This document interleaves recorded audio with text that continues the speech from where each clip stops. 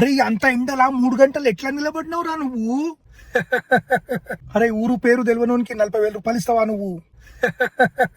అరే రేపు సబ్మిషన్ కి లాస్ట్ డే రా, నువ్వు ఇంకా ఫామ్ కూడా తెచ్చుకోలేదు. అసలు ఏందిరా నువ్వు? అరే నువ్వు 2 గంటలకు వస్తావు, నువ్వు 8:30 అవుతుంది ఇప్పుడు.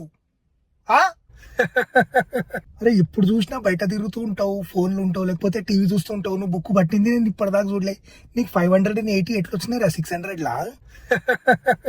అరే వాడు నీకు సరిగ్గా పరిచయం కూడా లేడురా. ఇప్పుడు వాడిని హెల్ప్ చేయడానికి నువ్వు కుకట్పల్లి నుంచి ఎల్బీ నగర్ పోతున్నావా నువ్వు?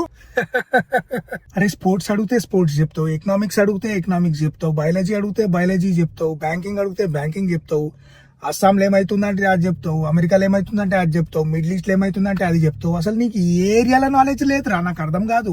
మళ్ళీ ఎప్పుడు చూస్తే మాయంబడే తిరుగుతూ ఉంటావు. నువ్వు ఎప్పుడు చదువుతావు, ఏం సంగతి అసలు? మళ్ళీ శుక్రవారం శనివారం ఫుల్ టైం పోతావు మళ్ళీ మాతోని. ఏంద్రా నీ లెక్క, నాకు అర్థం కాదు.